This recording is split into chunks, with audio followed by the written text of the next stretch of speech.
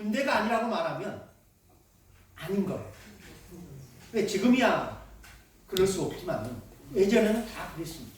그래서 우리나라도 이렇게 군인들이 대통령을 많이 한 거예요. 그렇죠? 박정희, 전두환, 노태우. 예. 근데 그 사람들의 특징이 다 뭐예요? 예.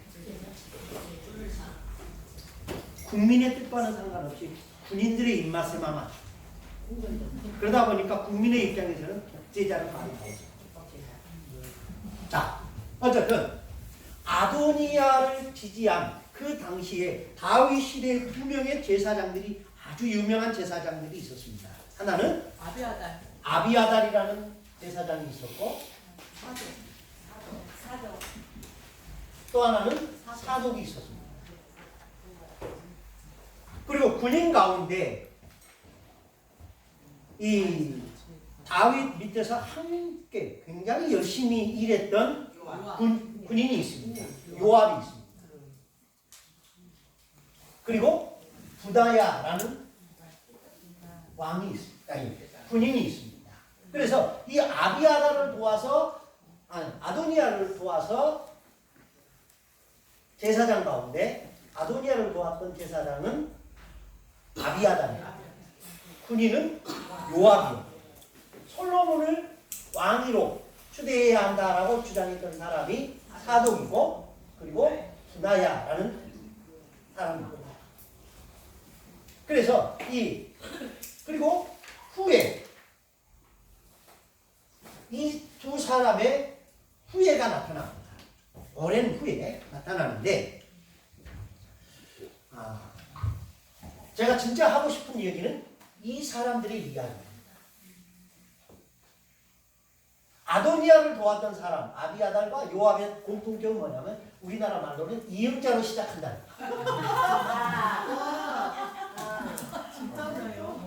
네. 그리고 솔로몬을 지지했던 사람은 시옷으로 두 사람이 시작합니다. 이게 부나야는 다윗의 오랜 친구예요. 그리고 이 후에 그리고 이게 누가 승리를 합니까? 솔로몬이 승리를 합니다. 그래서 970년에 왕이 되고 그리고 966년에 솔로몬이 뭘 짓습니까? 성전을 짓습니다.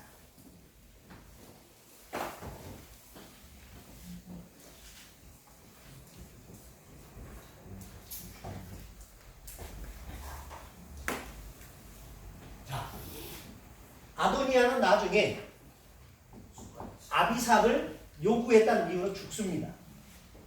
아비아달은 제사장이니까 솔로몬이 죽이지를 못하고 그를 파멸을 시킵니다. 그리고 귀양을 보냅니다. 어디로?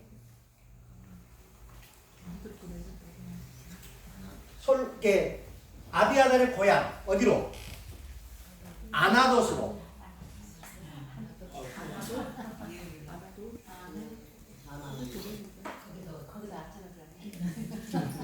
맞아요. 아나돗이에요.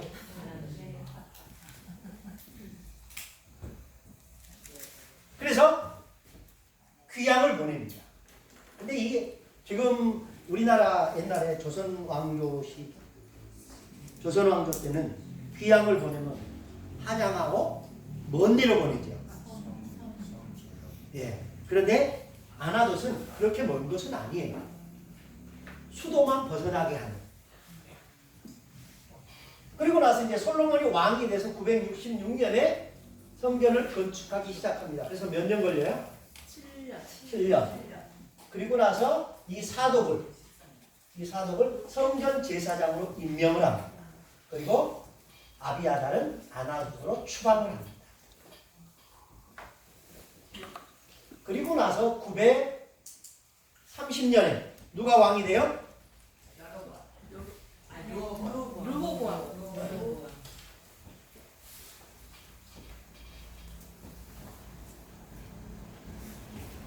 930년에 왕이 나타납니다.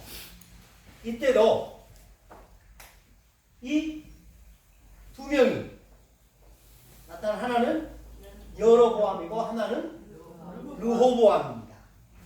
어떤 놈이 다윗의 계통을 이을 건가? 이게 저는 굉장히 이게 헷갈렸어요. 여로보암인지 르호보암인지 그놈 같고. 네. 그래서 굉장히 헷갈렸는데 나중에 이게 성경 읽다 보니까 이렇게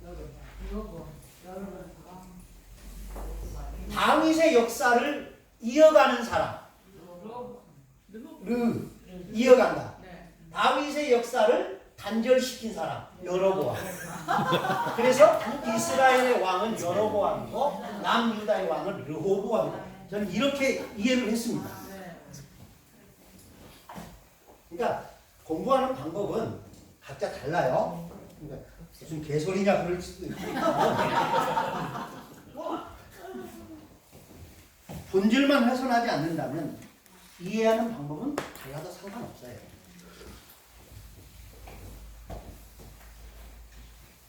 그래서 930년에 이스라엘이 분리가 됩니다. 그리고 여로보암을 통해서 9 왕조가 나오고 몇 명의 왕이 나타나느냐? 19명의 왕이 나옵니다.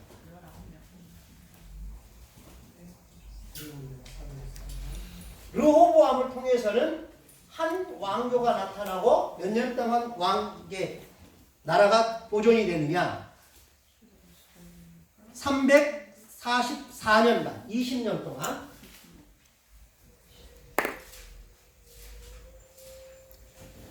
20명의 왕이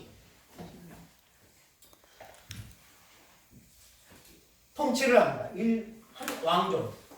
그래서 여기는 209년, 여기는 344년 왕위가 됩니다. 그래서 930년에 출발한 북이스라엘은 721년에 아수르에 의해 멸망하고 남유다는 르호보암을 통해서 이어진 남유다는 586년에 바벨론에 의해서 멸망을 하게 됩니다. 무슨 말인지 아시겠죠? 네. 이때가 주전 586년. 북이스라엘이 멸망한 것은 721년. 이때가 히스기야가 왕위에 있던 그 시기입니다. 자, 아까 이 솔로몬이 왕이 될 때 솔로몬을 도왔던 사람이 제사장이 누구라고 그랬어요? 사도. 아비아다를 도왔던 사람이 아도니아를 도왔던 사람은 누구라고 했어요? 아비아다. 그러니까 솔로몬은 이 성전의 제사장이 되고 아비아다는 쫓겨났습니다. 어디요? 자기 고향 아나돗으로 쫓겨났습니다.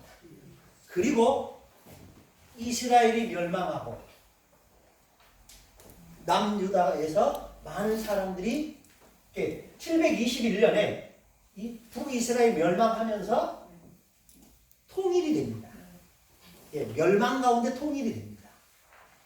그러면서 이제 남유다로 귀속이 되는데 이때 이 아도니아를 도왔던 이 아비아달의 후예 가운데 유명한 선지자가 한 명이 나타나고 솔로몬을 도왔던 사독의 후손 가운데 유명한 선지자 하나가 나타납니다. 그 사람이 누구냐? 예레미야입니다. 참 희한하죠? 이을자로 시작. 그리고 솔로몬을 도왔던 사독의 후예로서 아비아달의 후예로서 예레미야이고 사독의 후예로서 누가 나타났냐? 예스라라는 사람이 나타났습니다.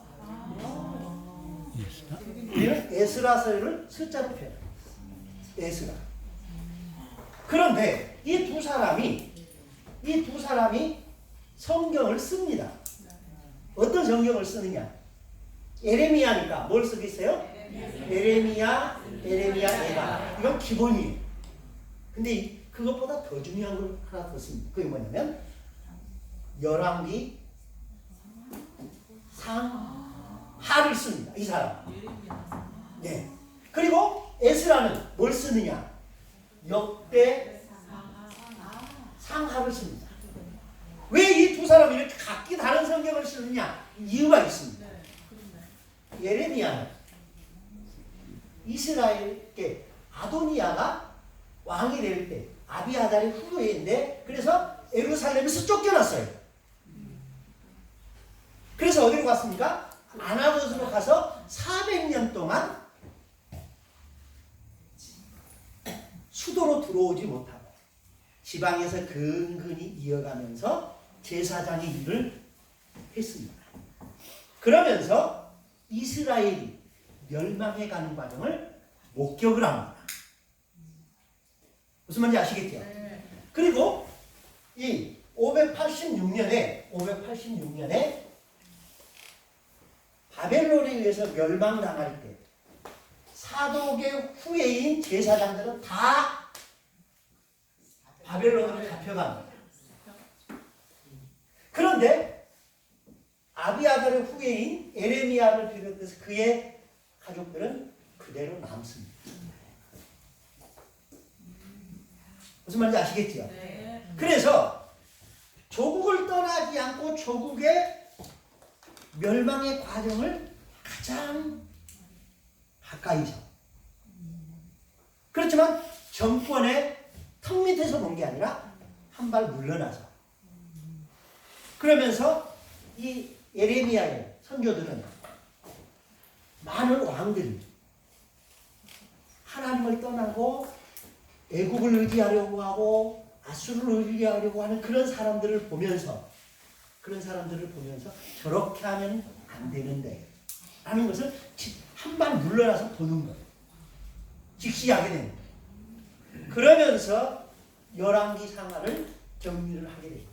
그래서 열왕기 상하에서는 북이스라엘 왕들과 남유다의 왕이 동시에 나오는데 북이스라엘의 왕들의 특징이 뭡니까?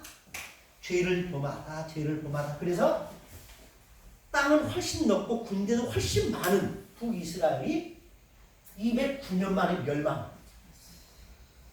그런데 남유다는 베냐민과 유다 지파, 땅도 굉장히 좁고 그리고 유다 지파가 있던 것은 대부분 산악지. 그럼에도 불구하고 유다가 근근히 명맥을 유지해가는 것은 그 사이사이에 여로보암이나 요시아나 아마샤, 요담 이런 왕들, 선한 왕들이 하나님 앞에 마음에 맞은 왕들이 있었기 때문에 하나님이 그들을 지키신 거예요. 그래서 기록이 됩니다. 그래서 344년 동안 통치를 하는 거예요. 그러면서 이 예레미야의 그의 선조들은 수도가 아닌 아나돗에서 왕이 펼치는 행정을 보면서 잘된 것과 잘못된 것을 분별하는 거예요. 그래서 나중에 에레미야가 열왕기 하를 기록하게 됩니다. 이때가 언제냐? 이스라엘이 멸망한 다음이 이때가 보통 550년쯤 된다라고 이야기를 합니다. 550년 열왕기 상하를 기록합니다. 그러면 예스라는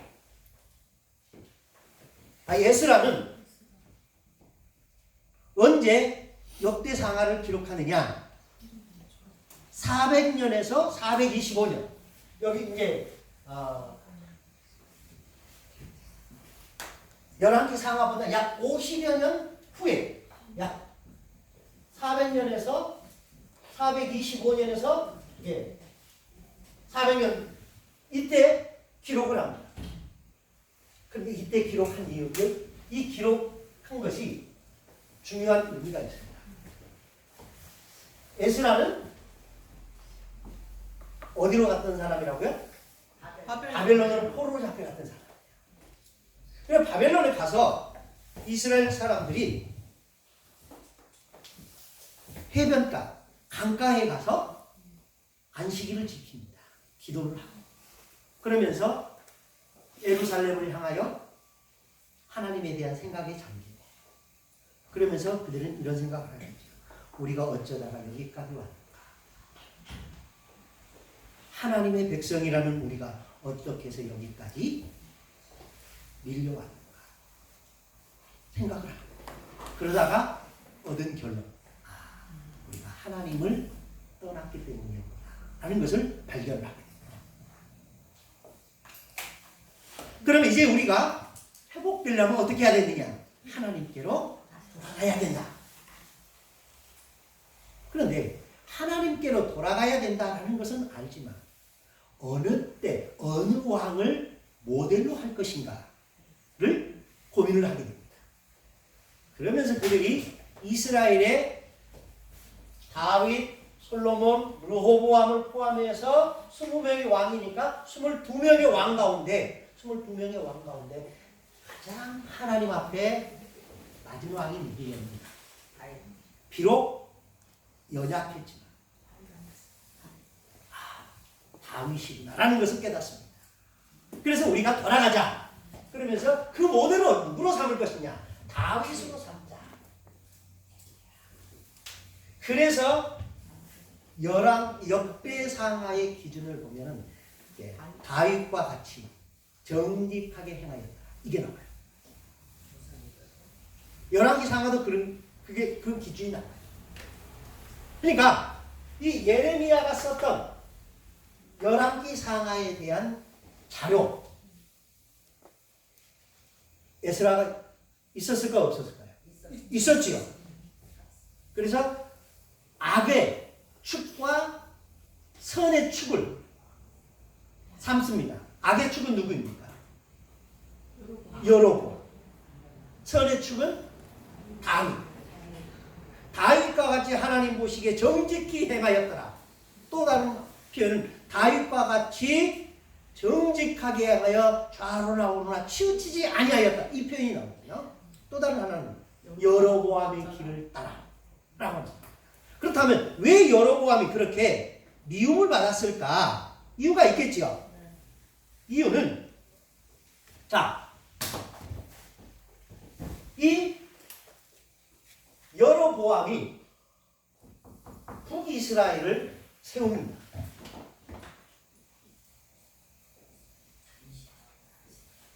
근데 이스라엘은 나라는 무슨 나라라고 그랬어요? 신정국가. 하나님에 대한 신앙을 빼면 이스라엘이라는 나라는 힘이 없는 나라예요. 그런데 이 북이스라엘과 남유다로 딱 나누어지니까 문제가 뭐냐? 예배가 문제가 생깁니다. 그래서 이 여로보암은 남쪽에는 뭐가 있어요? 남유다에는 뭐가 있어요? 성전이 있어요. 어디? 근데 북이스라엘이 있어요, 없어요? 없어요. 그래서 사람들이 6월절, 오순절, 초막절이 되면 가야 돼요. 예루살렘으로. 그런데 못 간 거예요. 그래서 어떤 사람들은 이 유다의 북이스라엘에 있는 제사를 다 포기하고 귀환하는 사람들도 있었어요. 그냥 그걸 보니까 제사장들 가운데 그런 사람들이 있는 거 보니까 안 되겠구나. 그래서 여로보암이 송아지 신상을 세웁니다. 어디다가? 베델과 단에다가 세웁니다. 그러면서 제사장을 세우는데 아론의 후손이 아니라 돈을 내는 일반인들에게 제사장직을 팝니다. 성직 매매입니다. 그리고 7월 달에 있는 7월 15일에 있는 장막절을 8월 15일로 날짜를 바꿉니다. 이게 변질이죠. 새로운 게 아니에요. 그게 이단인 거예요. 본래와 전혀 다른 것이 나오면 상관없어요. 근데 본래의 것을 약간 변질시킵니다.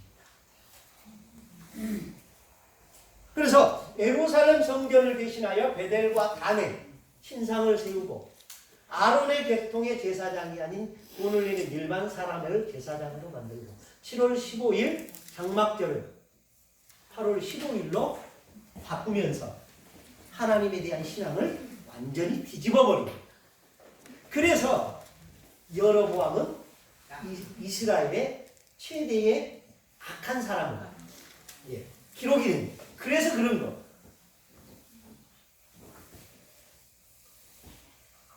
그래서 이 사독의 후손인 에스라가 바벨론으로 잡혀가서 곰곰이 생각해 보니까 우리가 어찌하여 이렇게 망하게 됐는가를 생각하다가 하나님을 떠났기 때문이다. 그럼 우리가 회복되는 방법은 뭐냐? 하나님께로 되돌아가야 된다. 그러면 그 모델을 누구로 삼을 것이냐? 다윗으로 삼아야 되겠다라고 생각한 겁니다. 그러면서 역대상하에 열왕기 상하에 있던 내용들을 쏙 뺀 게 있습니다. 첫째는 북이스라엘의 왕들을 싹 빼고요. 또 다른 하나는 다윗의 유일한 범죄 바세바 사건이 역대상하에는 삭제가 됩니다.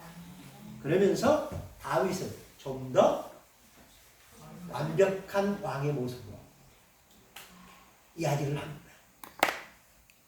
자, 이렇게 이야기가 되면서 성경이 쓰여지게 된 겁니다.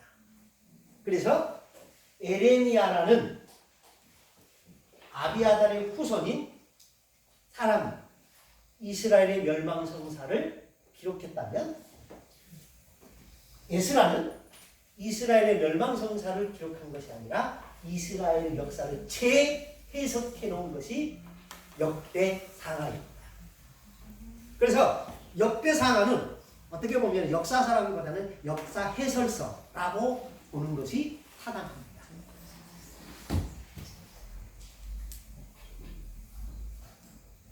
그리고 이제 그 다음에 쓰여진 성경이 말라기. 말라기가 무슨 책인 줄 아시죠? 구약의 마지막 책. 그리고 예레미야가 기록한 11기 상하 사이에 에스더라는 책이 나옵니다. 에스더는 불임절 사건과 상관이 있죠. 그래서 이것도 이스라엘의 구원에 관한 이야기입니다. 그럼 누가 썼을까에 대해서는 학설이 굉장히 에스더는 아닐 거라고 보고, 그럼 누가 썼을까? 감추어져 있다라고 얘기하는데 어떤 학자들은 그의 외삼촌인 모르드게가 기록했을 것이다 라고 이야기하는 분들도 없지 않아 있습니다.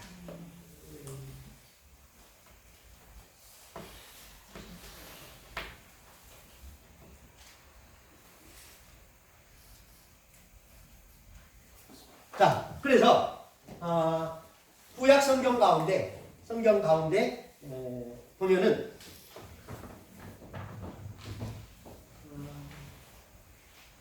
이스라엘이 애굽에서 나올 때가 대충 이쯤 되지요? 이때가 모세 오경이 기록되었을 것이다. 그리고 모세 오경 다음에 나온 성경이 뭐예요? 여호수아. 그 다음에 여호수아가 기록됐을 것이다 라고 추정을 합니다. 그리고 966년에 성전을 짓고 난 후에 세 권의 성경이 기록이 됐을 거라고 봅니다. 잠언, 전도, 아가서. 근데 이 순서는 아가서가 제일 먼저 했을 것이다. 왜? 사랑 노래니까 젊었을 때 썼을 것이다 라고 보고, 그 다음에 잠언서가 기록됐을 것이고 전도서는 제일 나중에 됐을 것이다. 왜냐하면 전도서의 내용이 뭡니까? 헛되니 다 헛되더라. 늙은이가 할 수 있는 이야기.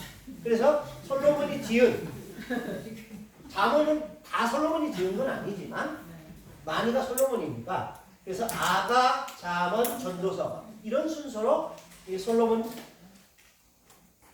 인생사에서 아마 기록했을 것이다 라고 보고요.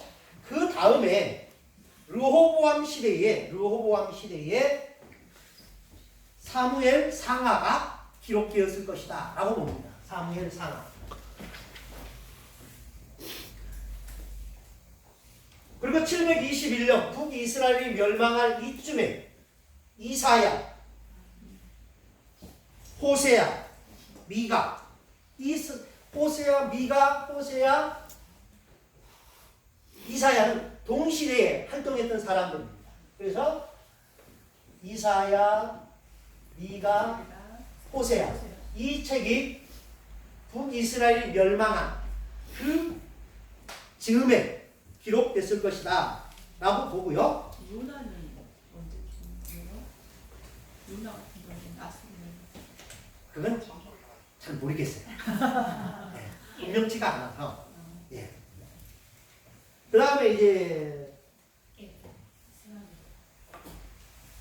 북이스라엘이 멸망하기 그 근방, 남유다가 멸망하기 그 근방에 에레미야 예가, 그 다음에 다니엘 이런 것들이 기록됐을 겁니다. 왜 그런가 하면은 이 에레미야는 무슨 내용을 담고 있느냐면은 쉽게 딱 한마디로 얘기하면 이런 겁니다.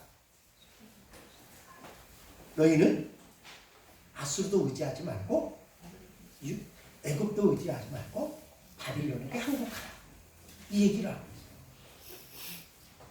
그러면서 애굽을 의지하는 자는 망하리라. 오직 바벨론을 그의 뜻에 따르라. 이것은 하나님의 뜻이다. 근데 하나님의 백성이, 하나님의 선택된 민족이 망할 수 있다? 망할 수 없다. 우리는 망할 수 있다. 근데 이스라엘 사람들은 망할 수 없다. 망해서도 안 되고 망할 수도 없다. 왜? 전능한 하나님이 선택한 민족입니다. 어떻게 망하느냐라는 거예요. 그런데 에레미야는 망한다. 그러니 항복하라. 그러니까 일반 백성들이 생각하던 이스라엘과 에레미야가 하나님이 계시로 보여준 이스라엘의 역사는 달랐던 거예요. 그러니까 백성들이 요구했던 요구, 그거는 이스라엘이 평안하다 잘 될 것이다 이거였는데 에레미야는 아니다 너희는 망할 것이다. 그러니까 에레미야가 아무리 하나님의 말을 전한다 해도 그가 이뻤겠어요? 미웠겠어요? 미웠죠. 그래서 그를 핍박하는 거예요. 때리고 가두고 그래 애굽으로 보내고 듣기 싫은 거죠. 그러면서 에레미야가 많은 눈물을 흘립니다. 그게 에레미야 애가입니다. 왜? 이스라엘이 멸망해 가는 것을 뻔히 보이는 거예요.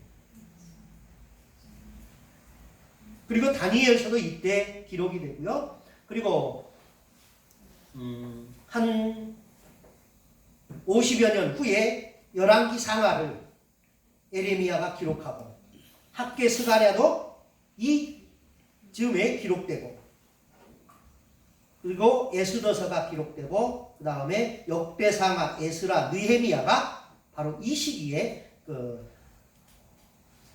에스라가 기록하던 이 시대에 느헤미야도 기록이 된다라는 겁니다. 그러면서 이스라엘이 멸망을 하게 됩니다.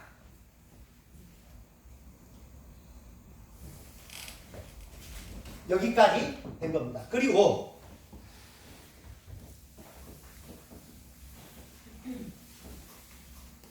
메시아의 탄생 언제입니까? BC 4년. 그리고 예수님의 죽음 언제요? AD 30년 전. 처음 들어본 얘기예요? 아니죠? 예.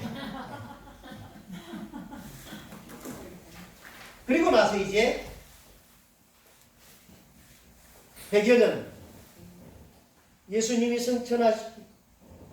십자가에 죽으시고 부활하여 승천하시고 나서 한 70여 년 후에 이제 여기를 사도시대라고 라고 말을 합니다. 100여 년까지 하는 사도시대라고 이야기를 하고, 그리고 313년까지 이거를 사도 후시대라고 말을 합니다.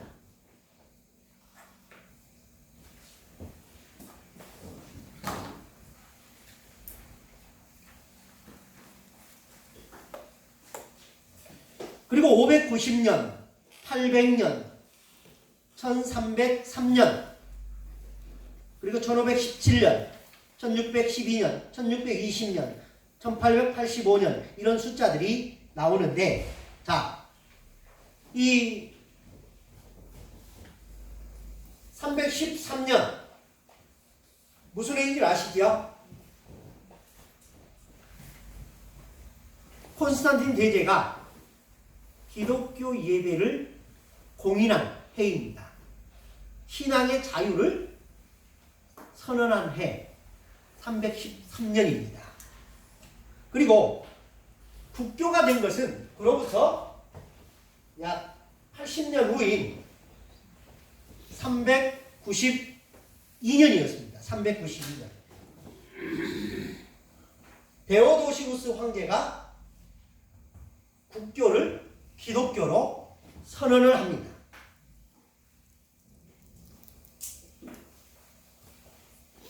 그리고 590년이라는 해가 이제 중요한 해로 떠오릅니다. 왜 그러냐? 이제 여기부터 이제 중세 교회로 시작된다라는 의미입니다. 왜 그러느냐? 이것은 그레고리우스가 교황으로 취임을 합니다. 그레고리우스 1세. 그러니까 우리는 카톨릭에서는 제1대 교황을 누구로 봅니까? 베드로로 봅니다. 네. 그리고 그 다음 해가 그레고리우스 1세가 2대 교황으로 봅니다. 그래서 카톨릭은 사도권을 굉장히 중시합니다. 사도권.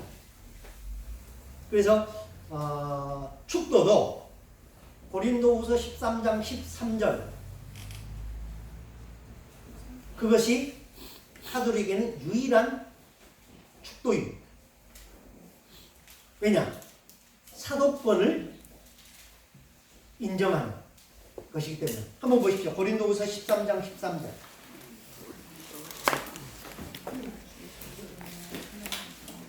이제는 나오죠? 네. 주 예수 그리스도의 은혜와 하나님의 사랑과 성령의 교통하심이 너희 모두와 함께 있을지어다. 이게 사도들의 축도였어요. 물론 이것만 있는 건 아닙니다. 유다서 한번 보십시오. 25절.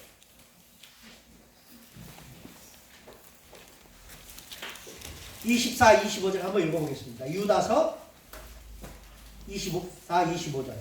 능히 너희를 보아사 거침이 없게 하시고 너희로 그 영광 앞에 흠이 없이 기쁨으로 서게 하시니 곧 우리 구주 홀로 하나님이신 하나님께 우리 주 예수 그리스도로 말미암아 영광과 위엄과 권력과 권세가 영원 전부터 이제와 영원토록 아멘. 이것도 유명한 축도입니다. 그런데 이거는 쓰는 교회가 별로 없습니다. 거의 없습니다.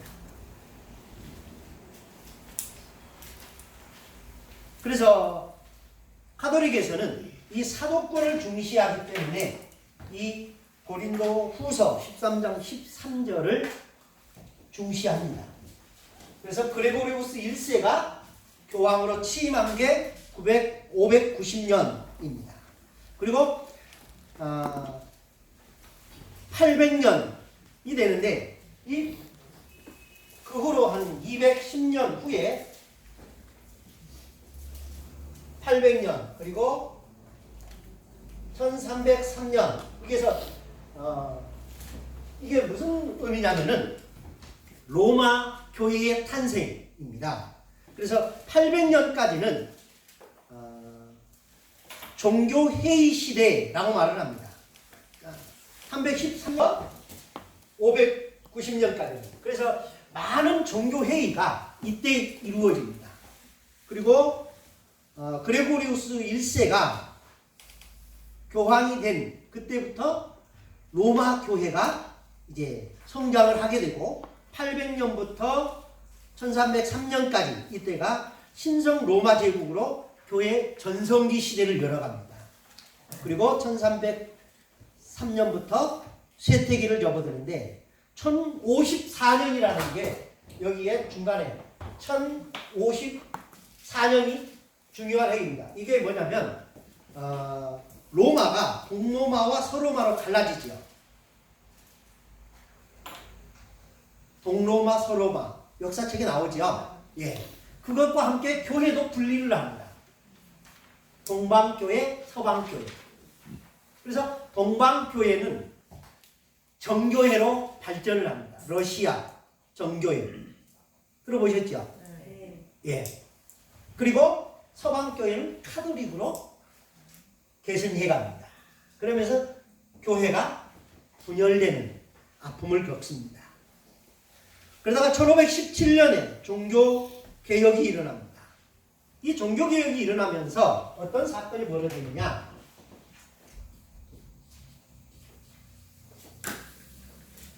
이 그레고리우스 1세로 인하여 강화되었던 교황의 권한이 종교개혁으로부터 무너지는. 그래서 이 종교개혁자들은 카톨릭께서 받아들이는 많은 것들을 거부를 합니다. 자, 그래서 교황은 원칙적으로 오류가 없다라고 얘기를 합니다. 카톨릭에서는. 그런데 아니다. 교황도 인간이기 때문에 오류가 있다라고 이야기를 하면서 예배 자체를 바꾸는 겁니다. 그래서 가장 먼저 성찬을 건드립니다. 카톨릭에서는 성찬을 양성배찬이 아니라 일배찬을 합니다. 포도주는 주지 않고 떡만 줍니다. 왜 그럴까요?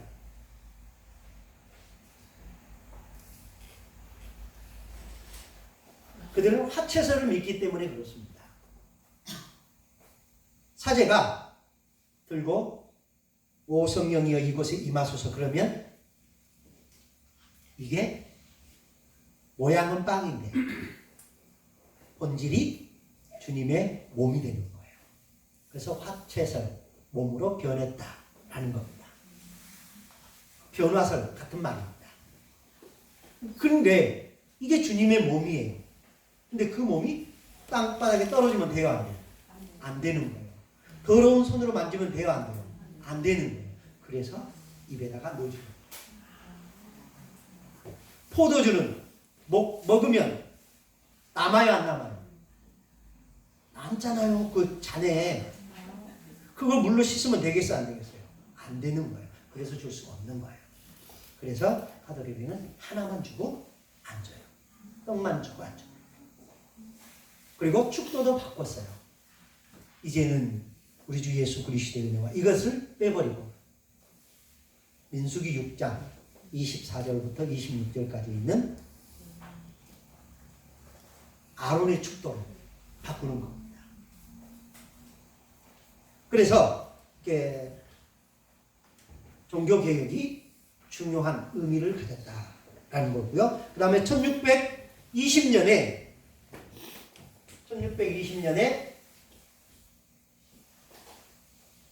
청교도들이 미국으로 건너갑니다. 그리고 그 후예들이 1885년에 제물포항을 통하여 우리나라로 들어옵니다.